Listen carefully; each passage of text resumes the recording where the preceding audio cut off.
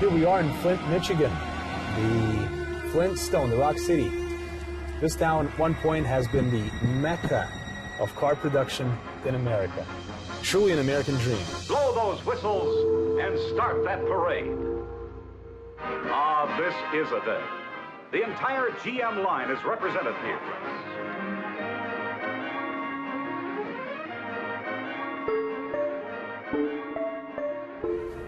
Now, this city has been through lots of ups and downs throughout its history.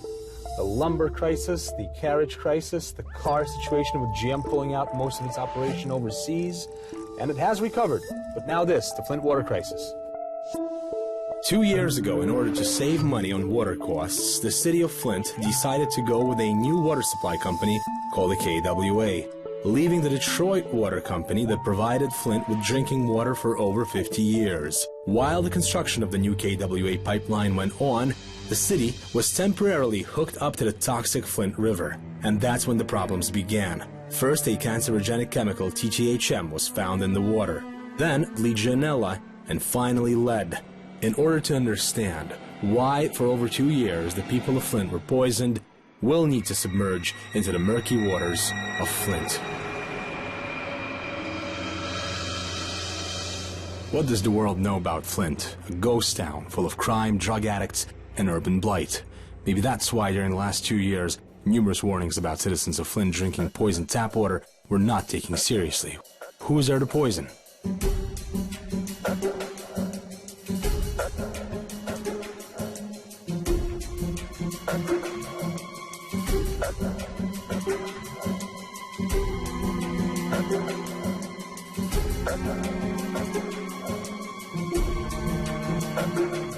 Who could have thought that this would happen in our country in the modern day? Volunteer groups such as this Chicago Bike Club often come to Flint to help the struggling locals with bottled water, because there is not enough bottled water being handed out by the authorities to upkeep a city of 100,000 people. 1 minute!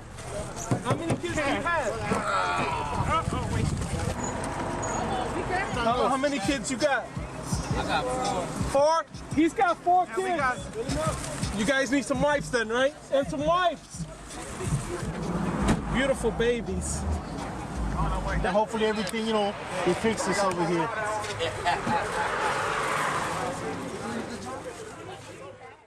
And this is our daily life, bottled water. For at least a year after the initial switch to Flint River, the people of Flint were completely unaware that they were being poisoned. Nakia Wakes, a Flint activist and a mother of 2, to this day prohibits her kids from using tap water, despite the fact that she has filters installed and the water looks clean. My daughter's hair started falling out, and I noticed when, like I said, when we get out the shower, we would break out. I figured a major inconvenience because we shouldn't have to boil water and all this to just wash our hair. It's like, forget everybody here in Flint, we're going to save a couple of dollars. And now look what saving dollars has gotten them. They have to come up off of way more money for the infrastructures and all of this to be improved here in Flint. While the government seemed to be doing its best to cover up the problem, the whole city experienced similar symptoms, which included fatigue, diarrhea, rashes, and hair loss. But children were especially prone to bone aches and brain damage from the lead. The doctors didn't connect these symptoms with the water. Locals believe that's because it would open up a way for the citizens to sue the city. Nakia's case was even worse. She was pregnant with twins and had 2 miscarriages, losing each child, one after the other. And I feel like if they would have let the city of Flint know this, my babies would have been born February the 11th of 2016. Back in 2015, and I was coming home from the hospital, I got a letter from the city of Flint saying that pregnant women and people 55 and over should not be drinking this water. So I got to thinking then, I just lost my babies. What is in the water? So I immediately had my kids tested for lead, and they tested 5.0. They tested positive for high levels of lead. They can't tell me long-term what's going to happen to my kids. Flint, lives matter! Since local authorities were saying for over a year that the water is safe, Nakia and other Flint moms began their own investigation. They've come to Washington's Senate hearings to try and get justice. Unfortunately for them, the hearings didn't reveal much, except a major blame game between those responsible, which were all levels of state and city government. Need to deliver a letter. I can take it for you guys. Okay. Do you have a hazmat suit and some gloves? The water, the Because we letter, have everything. some toxic waste for you. And those are some important questions that Flint residents feel that you should ask when Governor Snyder's in town tomorrow. Questions we are desperate to hear the dear governor answer for. Okay. One of those questions, why the government didn't react when General Motors, after only 6 months of using the Flint River water, publicly stated that the water wasn't good even for car production. You had a problem to be, wait a minute, I'm confused. If they're gonna rust out newly manufactured parts, you mean that doesn't say you're willing that maybe human beings might be being harmed?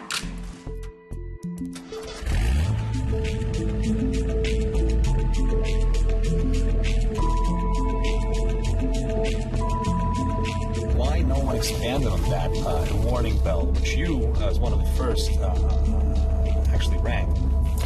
Well, I think that's a fair question. I mean, I can't answer for any of the officials in the community, what was going on in their minds when they were reading the reports. Wide enough or loud enough for the, the governor to hear it, for example? Well, I know personally it was covered widely because I was asked by a lot of reporters. We even had some national media coverage at that time. It was not just a Flint story. I mean, to come into a city and poison 102,000 people, do you realize that international terrorist organizations still haven't figured out how to do that?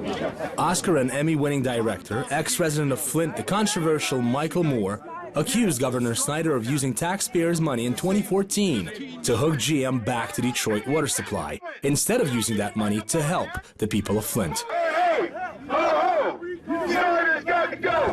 Is it true that Governor Snyder somehow pulled some hooks and strings to basically hook GM back to DSDW with putting together a sum of some $400,000 plus? What would you say to this sort of thing that's I would sort of say that's an urban myth that was spread by some other individuals. It's not based on any fact. As a matter of fact, the cost to reconnect was paid for by Flint Engine, General Motors. We paid for that out of the plant budget. We received no funding from anybody else, but we footed the bill for that. We obviously went through the government agencies to get the approvals. You have to. You just can't walk across the street and plug yourself into it. 400,000 or something. I've heard that report before. That's an urban myth.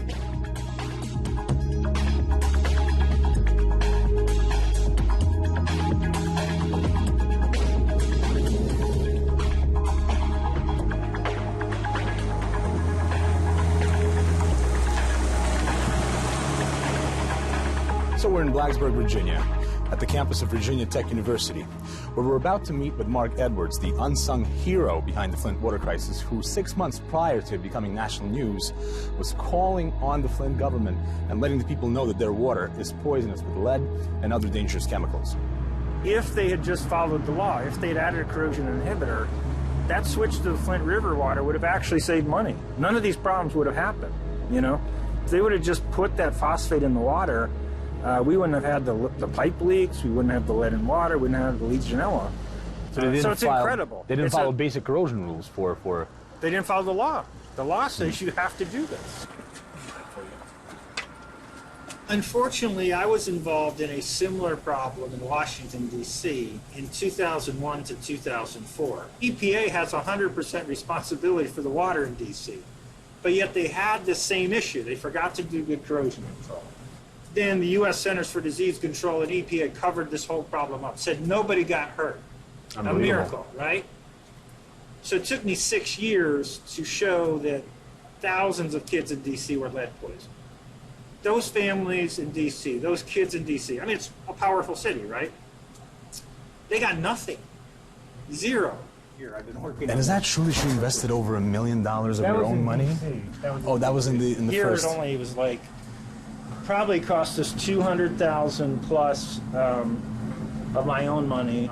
But then the students also donated 4 person years of effort, and we had 25 people working on this. Well, so that's free labor, and it was a labor of love and no regrets. Well, I just want to shake your hand for that, because that takes heart, and you guys definitely have it. You got to be crazy too. But the whole point of water treatment is you got to make sure the water does not eat the lead pipe, or without the what's called corrosion control. In this case, it was orthophosphate. The lead started to fall off into the water. So this pipe right here, 1 foot of lead pipe, has enough lead in it to poison every drop of water a family of 4 would use for 100 years.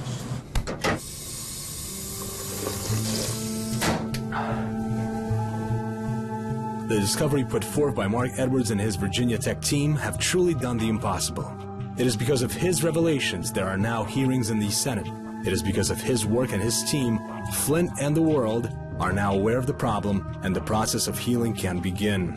Mark took this all the way to the Senate because he couldn't let those same people that ruined thousands of lives in Washington's water crisis go unpunished in Flint, Michigan. Were you ever afraid for your life at any points of your sort of There was one time, it was fascinating.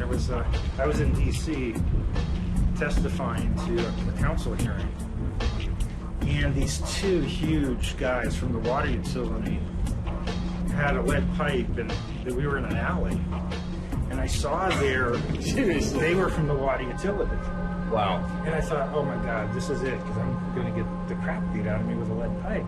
Jesus. And they came up to me and they said, thank God for what you're doing. You have no idea how bad this is. And they handed me the lead pipe and said, can you use this, for your research?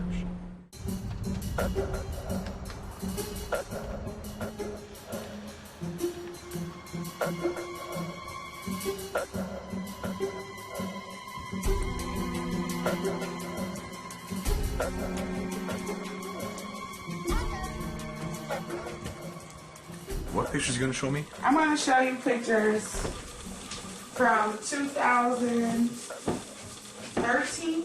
I don't even look like the same person. By July of 2014, I collapsed at work. Wow. Actually collapsed. Just collapsed. Went to the hospital. I lost like 60 pounds. Always very fatigued. Severe diarrhea every morning. Could no longer work because I couldn't even get out of bed. My daughter, her vitamin D has been depleted. From us doing our own research, we found out that's one of the telltale signs of lead poisoning. One doctor told me, well, right now, this is all new for everyone.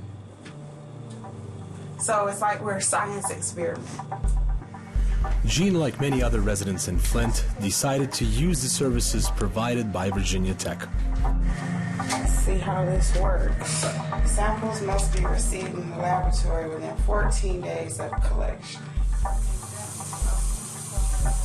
She's about to take her water to a citywide collection center set up by Mark Edwards and his team. The samples are then taken to Virginia Tech, where they go through a test that has never been done before in the United States. A test for all the elements available. It was Virginia Tech that discovered the basic 3 toxins in Flint's water: lead, carcinogenic chemicals known as TTHMs, and a lethal respiratory infection called Legionella. How come it took about 6 months from your initial sort of warning call to the government, to the people, for the government to respond? First, there was the memo written based on our sampling in April. We found hazardous waste levels of lead in Leanne's water. This is the water from her house. Her children were hurt by the lead in water. And an EPA employee wrote a memo, said, wow, we have to do something to protect people in Flint. But that got covered up by Susan Hedman, EPA. So it's just incredible. I mean, this is the top environmental policeman in the region. She covered the problem.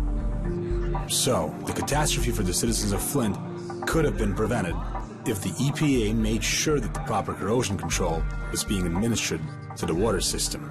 In the end, the city tried to save $100 a day. However, now, a full replacement of the pipe system is needed, with costs running in millions of dollars. And so you stand by it. I mean, in light of everything that's coming out, that there is no fault for the EPA on behalf of the EPA. That is not what I said in my testimony or in my answers to the questions. All right, so the EPA is at fault. I said that I thought we could have done more. Listen, that's political speak. Are you at fault or not? Yes or no? In what respect? In any respect, I guess, has it been? I mean, here's the problem is we've got children that have been harmed. And yet we're sitting here equivocating over words. Is EPA partially involved?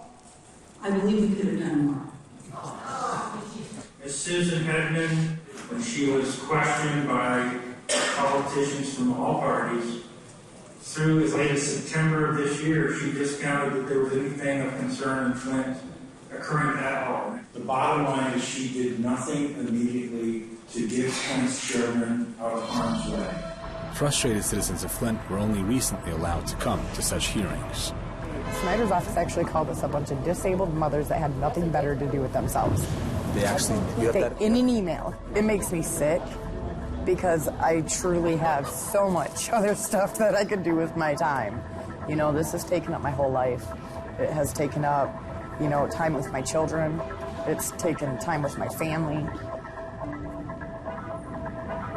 Honestly, my biggest wish is just that my kids can grow up and be happy and healthy. That's my biggest wish. And I really wish that this doesn't take effect like it normally does. Because right now, my son is in 1st grade doing 4th grade work. And if this lead takes effect, I'm scared of what will happen.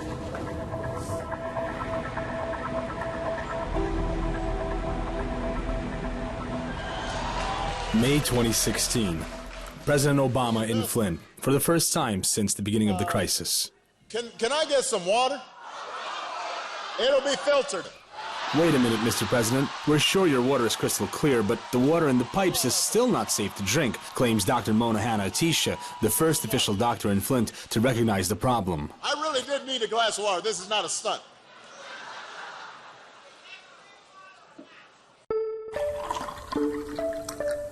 I spoke with a mom yesterday whose water lead level came back at over 1,000 parts per billion, and she was a pregnant mom who hadn't been using filters. So the water is not safe yet. And we are traumatized by kind of the unknowns of tomorrow. What is this lead going to do for our community? What does it mean?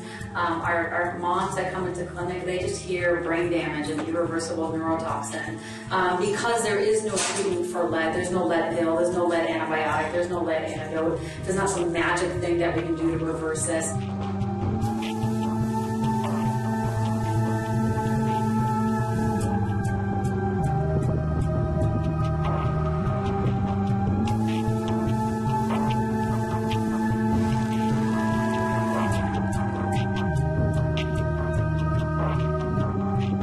So we're at the Genesis Hospital now, here in Grand Blanc, Michigan, right on the border of Flint. Tanya Williams, the lady we just met at D.C., shortly after drinking that water, began having seizures a few months back. And now on her way back to Flint from D.C., she had another seizure, which ended up landing her in the hospital. So how are you feeling? I'm still in quite a bit of pain. Better than yesterday? Better than yesterday? I do feel a little better than yesterday. Had a doctor tell me last night that lead doesn't absorb through your skin. Huh. When you wash your clothes, you don't always wash them in cold water, you wash them in warm or hot water. It gets in your wash, it gets in your laundry. When you take a bath, you breathe in the steam. When you take a shower, you breathe in the steam. And I had to tell that doctor to do their research, because that's all we've done for 2 years is research.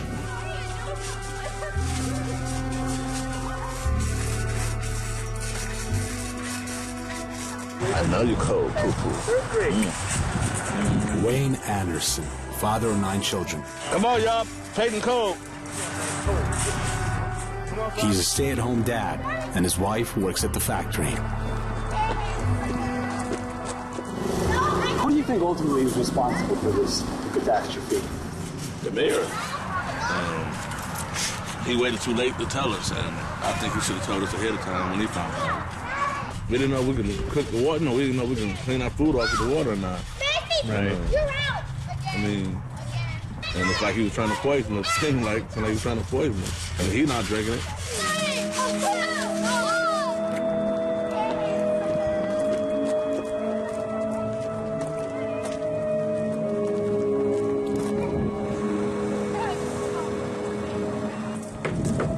Come on, Sasha, get out the street. You know better. Let's get back to the blame game. Put your shoes on. Take the time to put your shoes on, Layla. The EPA failed to control the water quality, but the decision to switch to Flint River while the new KWA pipeline was being constructed was made by the emergency manager, appointed by the governor. Now we'll get back to the water quality in the former Automotive Industry Center, but now we'll pay a visit to another official involved in the crisis, former Flint Mayor Dane Walling.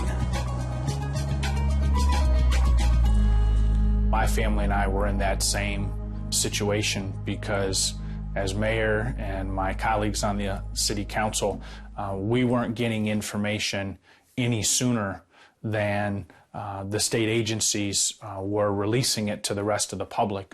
What do you think about sort of Dane Walling and Rick Snyder? How aware were they? It's a special type of evil to poison kids. To mention someone who didn't, that it's not their job, that they're not trained to do this, and to say that they did this on purpose to me, that is kind of an outrage to me personally. Again, they deserve blame. Right. But they did not poison babies like Susan Hedman at EPA and these employees at MDQ. Yes, they didn't poison babies personally, and this whole ecological debacle wasn't to their advantage. It revealed a whole iceberg of economic inconsistencies, and the lead in the water is only the tip of that iceberg, according to Ali Gross, investigative journalist at Detroit Metro Times.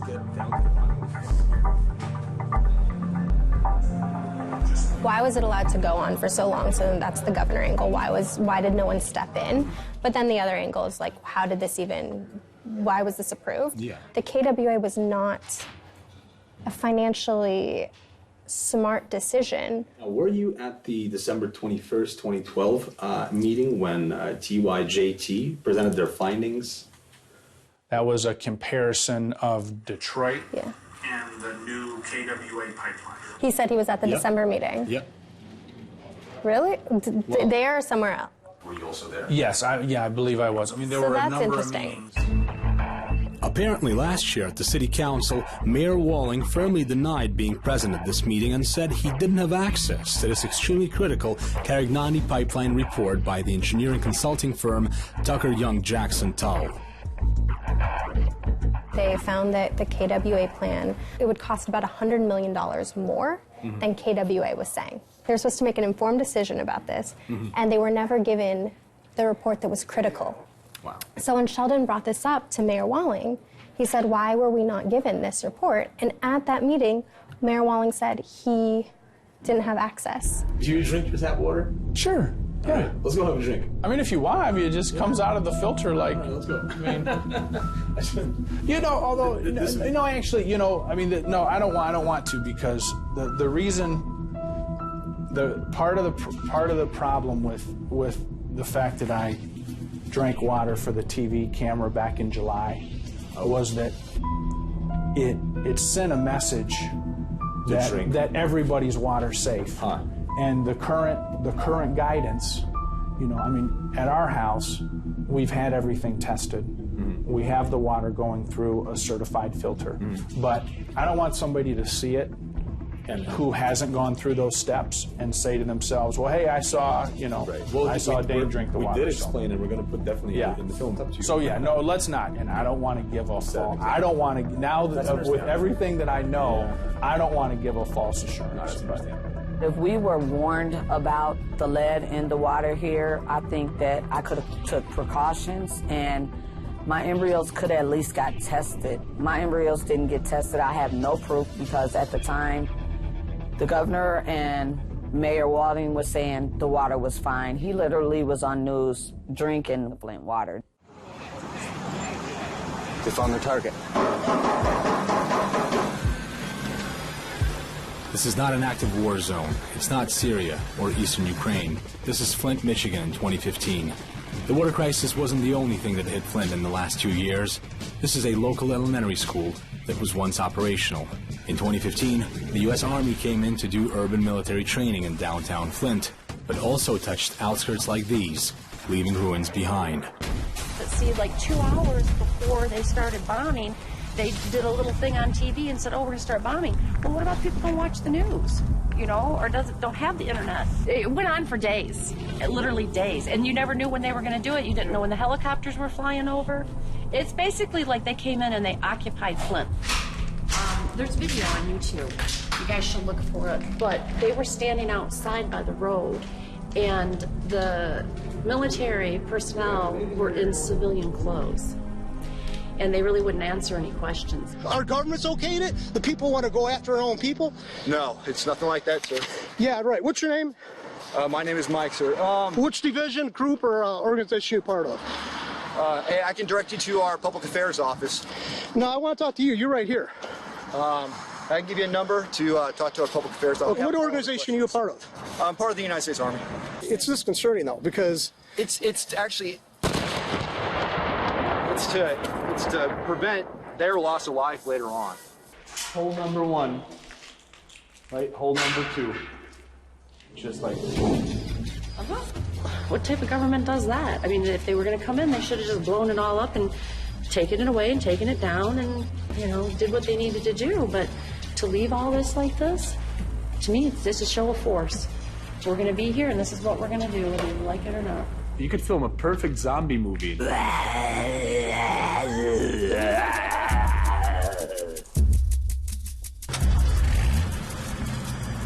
These urban military war games and other major decisions that would affect the drinking water of the whole city would never have been made behind closed doors here in Flint, back when the city was in its industrial heyday.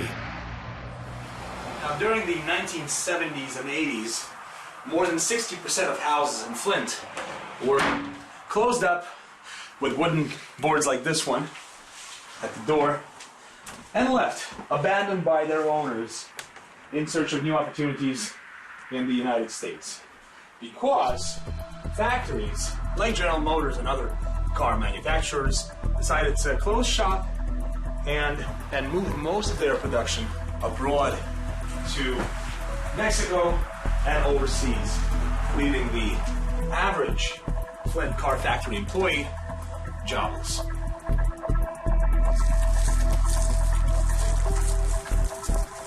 I worked for GM, General Motors SPO on Davison Road up until December 3rd of 2013. Prior to that, I'd been on sick leave for a year. Some things happened at work. I was working on an invention, and a supervisor overheard it, started harassing me every day. My dad, back in the 70s during the oil embargo, invented an electric car that charges itself as you drive. Put it in as a suggestion at General Motors SPO, Swartz Creek, where he worked. His name was John Bruce Robbins, and GM ruined his life for him. They don't want electric cars. They don't want solar cars. They want us tied to oil. So we have to. We're slaves. This is where I'm living temporarily. Tyrone and Bridget have been nice enough. They live in the house. They hired my friend Mike and I to do some work, handyman work for them, and they're allowing us to stay in the garage for free.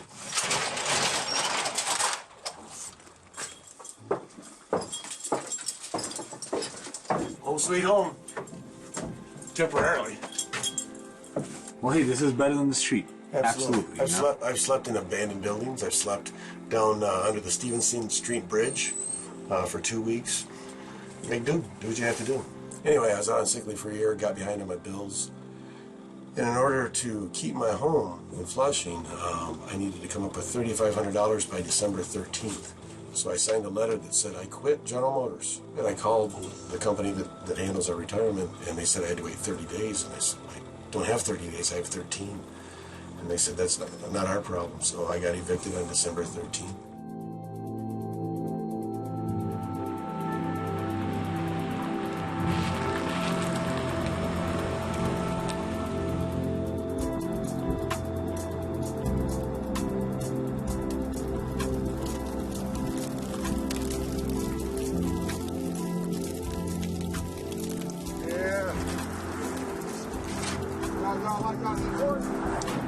Yeah, pork ribs are always good. Oh, man.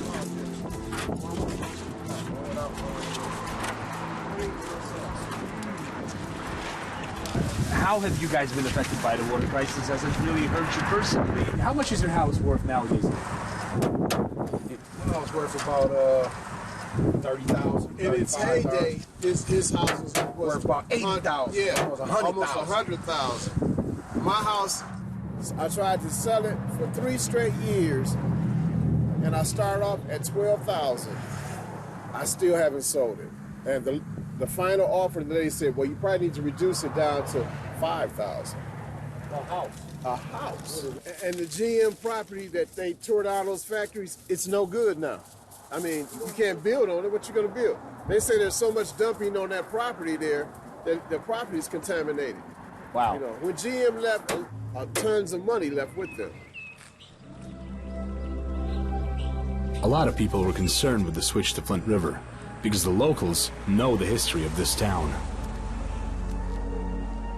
Colette has only confirmed my theory that much of the soil, well water, and the river in Flint have all been and still are contaminated due to dumping by major corporations. This is leaked and this is all contaminated land. And GM and the EPA didn't care, but now we've got. But see, look how they've done. But again, are you sure that GM was involved here? With this property? Yes. Yes, because they dumped here, they dug and dumped everywhere. And if you follow like the railroad track lines, what they would do too, they would put the stuff on the railroad cars, and they would just go and dump because back then it was legal. You know, nobody really knew. But they would even bury the 55-gallon barrel drums and that type of thing. And this property's for sale. Even though it's contaminated, it's still for sale. Before 2014, the town had short periods of time when it was switched to the Flint River water. And every time that was followed by an outbreak of Legionella. Colette confirmed this with endless requests for statistics. In 2011, just before her father died from what she believes was Legionnaire's disease, Flint had been switched to the contaminated water. In September of 2011, when you look at the chart, there was a spike for Legionella. But that doesn't include my dad, you know, and it probably was Legionella. But I feel that they're covering it up. I think that they've been covering up for a very long time. And even like with the childhood leukemia, I went to look to find out because the TTHMs that were in the water causes leukemia. Right.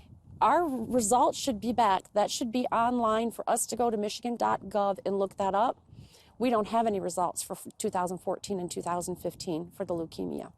They're not releasing the reports. They're still hiding stuff. We've got to have all the answers. And if it means I have to exhume my dad, I'll exhume him. And we'll prove that it was Legionella, and we'll prove that it's the same strain that has been going on, because they can do that.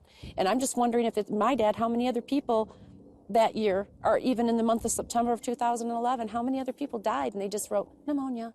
Yeah, it's just so corrupt. Back in the day, corporations in small towns like Flint didn't really care where they dumped their waste. For Flint, this resulted in several residential areas being built on top of old dumping grounds.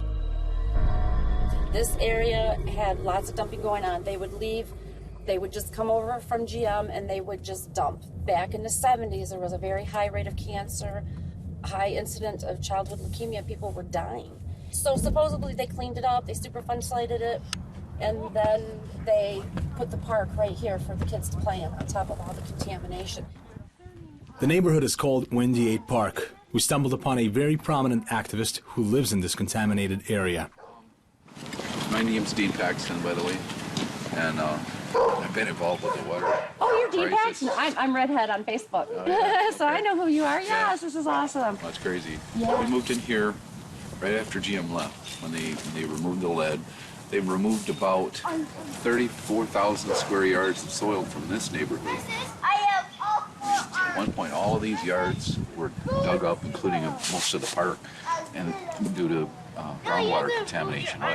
When you're talking about that cleanup, yeah. That they would come and they would clean it up, or they would offer homeowners $5,000. Well, here's what happened. They offered people the sale value of their house plus, some market value plus. So at that time, it might have been about $55,000 to $60,000, and or a cash amount to stay. some families were making $200,000 a year when they had two parents working at GM. When they left, you know, you had minimum wage job, crime increased, drug use, light. Start tearing our city up, start taking all everything the went down. You know, all to save money. This so. was GM. This was GM. We made GM. 20 years, 30 years ago. Flint made GM. It was 5 plants in this little city. It got what it wanted from the people of here, and then downsized and got more. They got the same quality of cars for a lot less in Mexico and all these other places they moved. You know, so, but we built GM. Flint built GM. Excuse me, GM did not pull out. Back in the day when they were going great guns, we had 80,000 employees in this community, more than any other community in the world. So as the economy turned by way of the auto industry making some significant changes, our market began to shrink. And therefore, good business practices, you had to shrink what you have. To be competitive. 80,000 yesterday, 6,000 or 8,000 today. People would go, it's terrible. Well, it isn't, because it's automation. And frankly, these mechanical road jobs are jobs that people don't like to do. People want to work with their brain and their creativities. According to Flint's ex-presidents of Commerce and Tourism, Larry Ford and Jerry Preston, the problem is not in the pipes, but in the mines. We should note that both gentlemen had caught the American dream that Flint once embodied. They believed that right before the water crisis, Flint was firmly on its way to prosperity. And if not for the mistakes of those in charge, the city would still be on the right track. Because they've lost faith in government all through this whole process. Every level of government has failed them.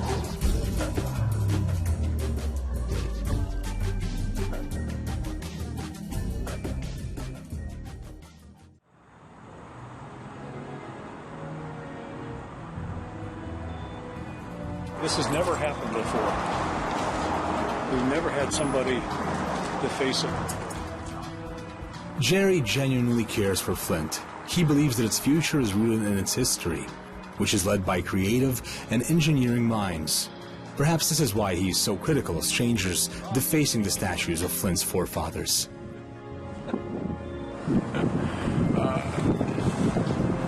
But it kind of fits the tie, kind of fits. This one's not bad, but we really hate it. I want to live in Flint as it's back. It's not going to be the auto industry town it was, but I still think Flint has a lot of potential. Probably like 10, 12 years ago, there's nothing open down here. Right. And so to see where it's come, I mean, it has come so far in the past 10 years. Like, I mean, the fact that there's restaurants, you can go get coffee at multiple places is pretty sweet. Hey, man. So what's your name? I'm Jason. Jason, Miguel. Good to meet you. How long have you guys been operational? We've been operational since January 1st of 2015. Okay. Yep. So actually just about when when the water crisis started happening. Where's your cooking water, or how do you... Well, we don't use any water for cooking.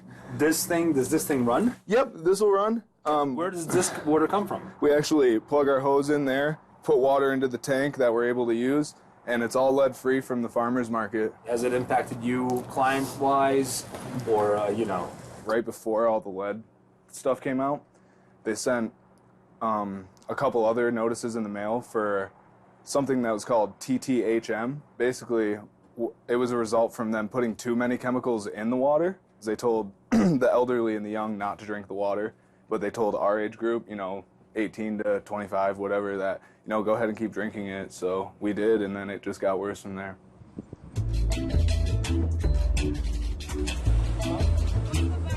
You think of people in third world countries who we know don't have safe water to drink, and see spoiled Americans, and spoiled Americans don't ever think that they're gonna have to deal with drinking water problems or anything like that. Jerry, with his knack for finding patterns, couldn't stand idle during the water crisis, even though his family wasn't affected, as his house is equipped with a powerful filtration system. But by force of habit, he dug in by taking a calculator and figuring out who could have profited from this. As we know, the water situation that Flint's in now, I think, is a result of several decisions that were made with bad information. And I maintain that the first decision made with bad information was to leave the Detroit water system after more than 50 years of satisfactory service from Detroit. And the reason that that was done, or at least the purported reason, was because of the cost of the Detroit water. At the core of the problem lies the KWA pipeline. It was this decision to build a new water supply that set in motion an unfortunate series of events that ultimately made it financially and politically expedient to draw drinking water from the Flint River, which in turn led to the horrific consequences for the people of Flint. Look, I ran for re-election last year, so I've talked to thousands of people about water, and I know that people have a right to ask tough questions. All right, well, in August 2011, about 10 months after the KWA was incorporated, you raised water and sewer rates by 35%. Right. What prompted that raise? Yeah. It was a financial decision that was required based on the needs to maintain the water and sewer systems themselves. The costs of maintaining the system were higher than the revenues coming in. So what I did is I recalculated the township bill using Flint rates and recalculated the Flint bill using township rates and found out that there was a 3-to-1 difference. The Flint Township cost 1/3 less. Which bought water from Flint. No, bought water from the county who bought it from Flint. So it was marked up 3 different times. Wow. 3 times, right. Theoretically, it's marked up, and yet it was cheaper. How's that possible? To bring the rates up required every household, including myself, to pay more each month, and that would make sure that the water fund could employ the people it needed, buy the equipment, the other things it needed to ensure that the system was safe. Safety of the water system? Economy? That sounds rather funny. KWA rode on the back of the people of Flint with much of its expenses. And our water is still not safe to drink, but we still have to pay water bills, and that's unbelievable. It's like $150 per month. We still cannot literally drink this water, but y'all want to charge us water bills? That's ridiculous. They got us paying $150, $180 for water bills, and we can't even use the water. I mean, it don't make no sense. And so the premise that the reason we need to leave Detroit is because of the cost of Detroit water is wrong. And I think it was a way for some of the city fathers to justify the high water bills in Flint. In essence, what was happening is they were using the water bill as an additional taxing method, I think, for the city. The KWA seemed more and more like a forced deal that did not need to happen because saving on water costs was not its real agenda. Mayor Walling was on the KWA board, but also the mayor making these decisions. Was this a manufactured crisis? The mayor controls the rates, the mayor sits on the board of the KWA and Flint City Council. But it doesn't just end there. The chief executive officer of the KWA, Mr. Jeff Wright, happens to also be the drain commissioner for Flint County. How many public utilities do you know of in which the same person signs a multi-million-dollar contract as both the seller and the buyer?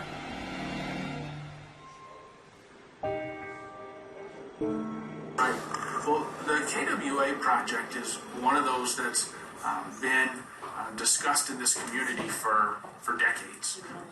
I first ran for mayor in 2007, and I actually got to know Jeff Wright. He was the elected county drain commissioner.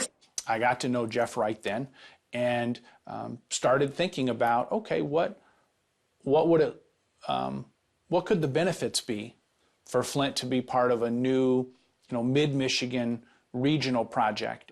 So it was something that I was interested in even before I became mayor. I mean, that's interesting, right? That this was a project he was already sold on prior to becoming mayor. What he's just explained was he got to know Jeff.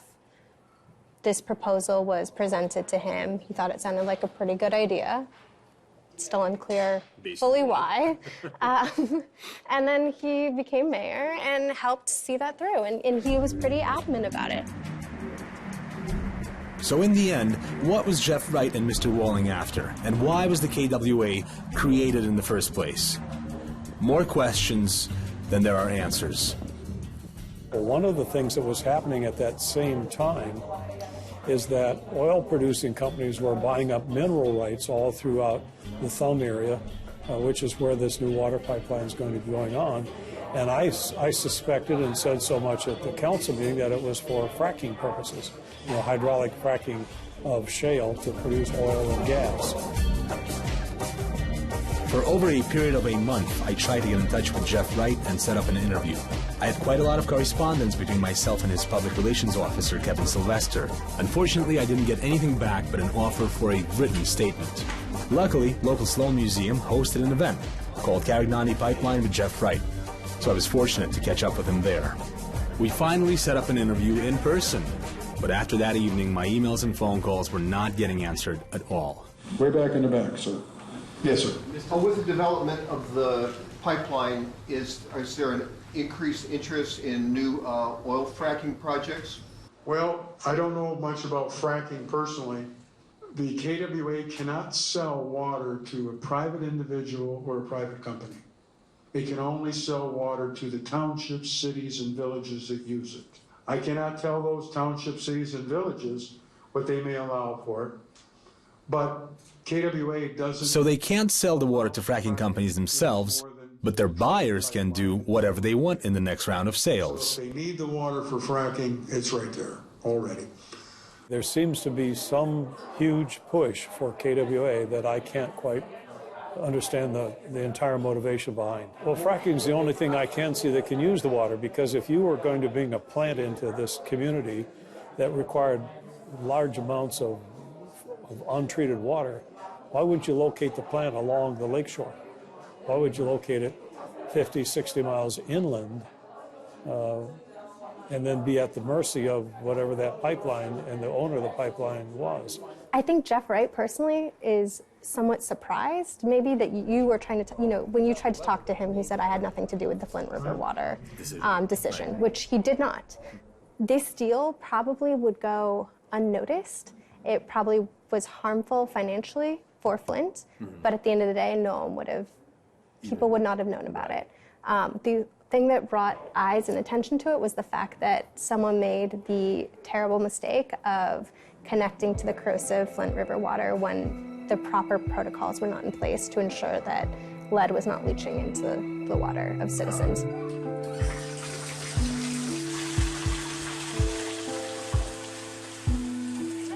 This means that on different levels of the government, there were people who knew that soon enough, in June of 2016, they will switch the source of water from the temporary Flint River to the new KWA. So they saw that the finish line isn't too far away. If they could just hold on a little longer with this toxic water and not do their job, perhaps no one would have noticed, and maybe the problem would dissolve on its own.